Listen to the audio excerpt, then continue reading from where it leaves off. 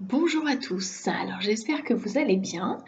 Aujourd'hui dans cette vidéo, nous allons découvrir une nouvelle notion en grammaire. Il va falloir que tu fasses appel à tes souvenirs de début d'année. Alors tu vas avoir besoin pour cette séance de ton ardoise et de ton feutre d'ardoise ou bien d'une feuille de brouillon et d'un stylo. Je te rappelle que lorsque tu entendras ce son, tu mettras la vidéo en pause pour réfléchir quelques instants à ma question ou faire ce que je te demande. Alors c'est parti, rafraîchissons-nous un petit peu la mémoire.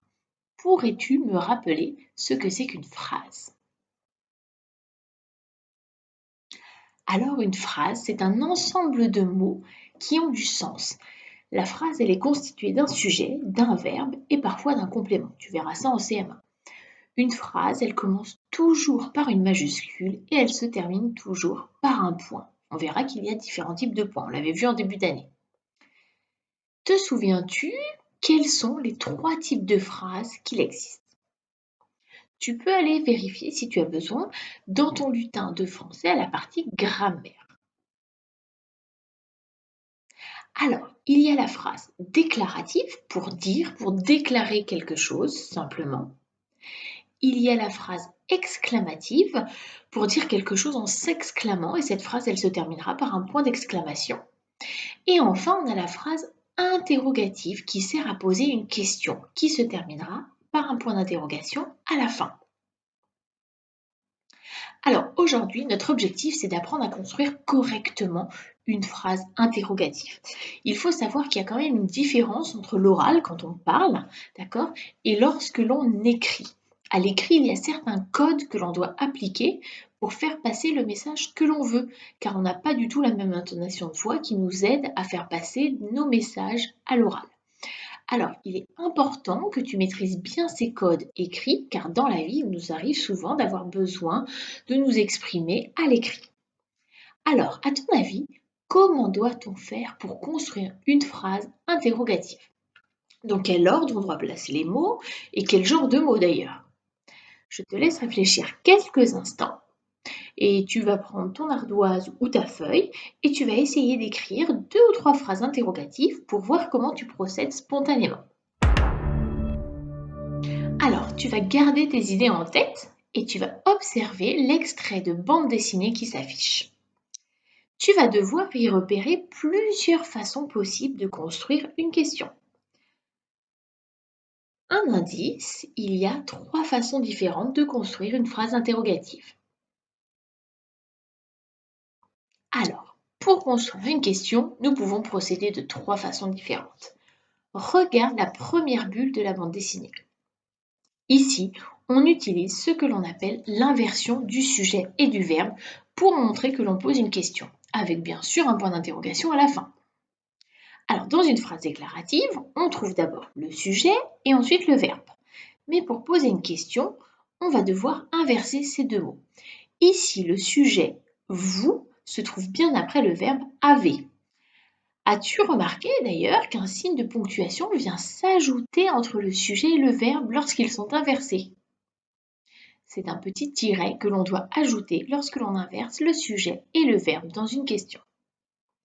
Maintenant, regarde la deuxième bulle de la bande dessinée. Est-ce que le sujet et le verbe ont été inversés ici? Eh bien non.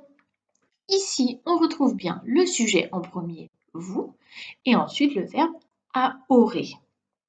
Alors, quel code a-t-on utilisé pour montrer que cette phrase est bien une question bien construite? On a utilisé l'expression que tu connais, est-ce que, ainsi que le point d'interrogation à la fin. Avec cette expression en début de phrase, on n'a pas besoin d'inverser le sujet et le verbe pour montrer que l'on pose une question. Cette expression seule suffit, à condition bien sûr de penser à mettre le point d'interrogation à la fin de ta phrase. Allez, maintenant on regarde la troisième bulle de la bande dessinée. Comment est-elle construite? Est-ce que tu remarques un petit mot particulier qui montre que la phrase est une question? Alors ici, on retrouve ce que l'on appelle un mot interrogatif au début de la phrase. Ici, il s'agit du mot comment, mais il en existe d'autres. Tiens d'ailleurs, est-ce que tu en connais d'autres, des mots interrogatifs? Réfléchis. Alors on a pourquoi, quand, quel, qui, que, etc. On va les revoir ensemble plus tard. Ce sont des mots qui questionnent sur le temps, quand on utilise quand, sur la façon de faire, comment, la personne ou la chose, quel, qui, que, ou la raison, pourquoi. Lorsqu'on utilise un mot interrogatif en début de phrase, on doit aussi inverser le sujet et le verbe pour que la phrase interrogative soit correcte. Dans la phrase « Comment vais-je faire ?», le sujet « je » se retrouve bien après le verbe « vais ». Alors maintenant, pour voir si tu as bien compris tout ça, cette nouvelle notion qui peut te paraître peut-être un petit peu compliquée, parce que c'est le début, je te propose de faire un petit exercice. Je vais afficher sur l'écran des phrases interrogatives qui seront parfois bien construites et d'autres, évidemment, qui seront mal construites. D'accord? Alors, lorsque j'affiche une phrase, tu vas indiquer sur ton ardoise oui ou sur ta feuille, si tu as une feuille de brouillon, et de l'autre côté non. Un peu comme les jeux que l'on fait d'habitude en classe. Donc, tu peux désormais écrire d'un côté oui sur ton ardoise ou non de l'autre côté. Tu es prêt? C'est parti? Allez, la première phrase. Je vais à Londres? Cette phrase est-elle bien construite ou non? Non, il aurait fallu inverser le sujet et le verbe. Vais-je à Londres? Ou bien ajouter l'expression est-ce que au début. Est-ce que je vais à Londres? Là, la phrase aurait été bien construite. Allez, deuxième phrase. Est-ce que tu aimes l'Angleterre? Oui, cette phrase est bien construite. On n'a pas inversé le sujet et le verbe, mais on trouve l'expression au début, est-ce que, et on a mis le point d'interrogation à la fin. Quand vas-tu prendre le bus? Oui, cette phrase est bien construite. On a un mot interrogatif quand et on a bien inversé le sujet tu et le verbe va avec le petit tiret entre les deux mots. Phrase suivante.